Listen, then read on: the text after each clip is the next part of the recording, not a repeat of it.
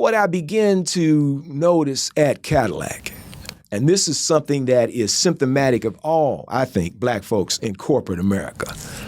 And that is, I remember one of the brothers, and I was maybe one out of every five. Anyway, there was only one other brother I could think of that actually had a degree in college degree. Mm-hmm.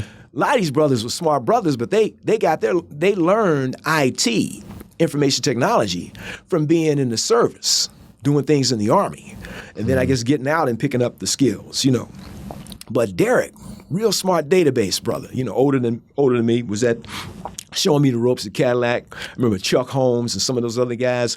But I remember Derek walking me down the aisle at Cadillac and pointing to those glass windows, those office windows that were, you basically, if you can't envision the office setting, you have cubicles in the center of an office setting, and people sit in the cubicles. I was one of the cubicle sitters, the like you've seen guys. This in the movie Office Space. Yeah, and then also, as people talk about this is another thing in psychology of the way that schools were structured and developed at one point in time to mimic what industry and plant work was like. That's why the bells and a lot of the buildings look similar. If you look at old factories and you look at old schools, they're like hand in hand, like Central High School, for even with this advanced like remodeling, it still has the design of like what an old factory would look like. And the psychology of some of the workplace environment was built to want you to see that glass window. Yes. The same way that the psychology of most people incarcerated, they create in many prisons, you have a window, but you can't see out of it. So you knew light was coming in, but you can't see out. It's certain ergonomics and spacing that the psychology that it's going to place you in certain places just by being there. And that psychology, good point, son. That psychology is critical to the functioning of a capitalistic system. Yeah. Because they want that thought embedded in your mind. So the Cadillac layout, you had an office for the white collar folks, and that office fit the template that you just described. And I was saying the cubicles in the center, large space for cubicles, and then along the side, where the people with windows were the executives that had the glass windows. They could see what it was worth, the view, Clark in Michigan. I mean, what kind of view can you have there? But they still had the windows. And then, of course, the higher up, or the most powerful executives had the corner offices, right? And then, of course, higher upstairs too, right? And as Derek is walking me down the aisle, what he started saying was, you see that guy in there? There's Dave Weaver, I said, yeah. I said, I remember he started just like you did. That was a few years ago. And I trained him. And then he would walk further, and I said, Derek Weaver. I said, he's a pretty smart guy, thinking to myself. Then he walked a little further, and he pointed somebody else out. I said, yeah, so-and-so. Another white guy, I remember him coming in. He didn't know anything about computers. I trained him. I got him up to speed where he learned the system. They didn't call it manufacturing then. They call it inventory control system. Mm. And so as he's walking, and I'm thinking to myself, damn, why doesn't Derek have a glass office, right? That was my first eye-opening thing. I'm like, and the other thing is, when I would go to lunch initially, I didn't hang with the brothers, with Derek and Chuck and Phil. It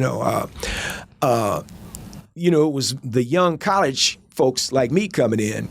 We would go, and there was a hierarchy in the lunchroom. Mm-hmm. You had the executives would go all the way. It was a place all the way in the back, closed doors, where if you walked in there, it was a setting like going into a fancy restaurant, kind of like being in someplace like the Detroit Athletic Clubs, one of their fancy places where you can eat. You know how they have the carpet and the brick. It would be the equivalent of the brick. But then there was the rest of the white collars. That was kind of the middle of the lunchroom. The food was pretty cool. Not like eating. You could order stuff. You could order your food for lunch in the executive area. The white collar area, it was buffet, but nice food buffet. Yep. Then you had a big space for blue collar. The blue collar is where you go and you eat. It was a buffet too.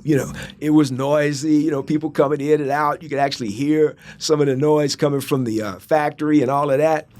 And the college guys like me, we would eat in the middle part. Yeah. But as I started hanging with the brothers, the Phils, the Derricks, the Chucks, and some of the cute sisters there, they all ate with the blue collar folks. Not because they had to, it's because they wanted to. Because psychologically, they were more at home with those people. Yeah. And believe it or not, it was more fun.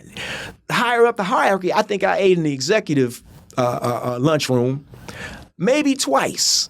And man, it was so stiff and uncomfortable to me in there, because it was all about airs. And then, you feel like, damn, I see some other brothers in here, but, not that many, I mean, like maybe 1%, Yep. So that began to weigh on me as well. And one day I just asked, Phil, another guy who was also instantly all these guys could bowl, great bowler. I said, yeah, man. I said, why is it that you guys are training these white boys, man, and they get and now you report to them? I seemed like, I wouldn't put up with that bullshit, man. I'd be out of here, And I never forget Phil saying to me, yeah, that's what you think now, but you're working at General Motors, man. They pay you well. You get a discount on cars. You got the best health insurance in the world. What happens is you get locked in. What you gonna do once you start having your children, when you get married and you have children, and you see the benefits, and you see the money you make, and you see the discounts, and not to mention, you work for General Motors, man. The people in the neighborhood, your family, they know you work for GM. They would say, you must be out of your mind to leave General Motors. So they lock you in. Your lifestyle, the car notes, the house note, the one to set money aside in college, the health benefits. You want to risk all of that because, you're kind of pissed off about the fact that, some white guy, yeah, it's racist as hell, but they would get locked in. And I thought about that. I'm like, man, that right there was effed up. I said, ain't gonna happen to me, right? And I saw it. I saw the first stages of that happening when one of the guys that we had all started together. I'll never forget. I can't remember this Jewish guy's name or the Italian guy's name because we would hang and talk about things. Not hang at lunchtime, but just in the cubicles around the coffee machines and stuff like that. But there was a John Fitzpatrick. He came in when we came in. All of us had IT experience. All of us knew how to write code in college. We knew how to write code, man. Fitzpatrick had a liberal arts degree, but the right name, he had the right look.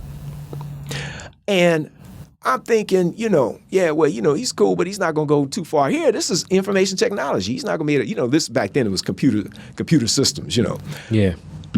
But they made an announcement. Art Miller, who was the director of IT at that time, or the director of CS, said, what we're going to do is I'm going to bring in John Fitzpatrick. He's going to take charge of some things like little projects that involve setting up the Christmas dinners and coordinating the baseball teams and things like that.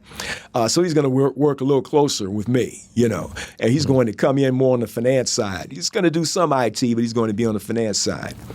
Basically, they were taking him under their wing to promote him, to prep him to be to move on up, right?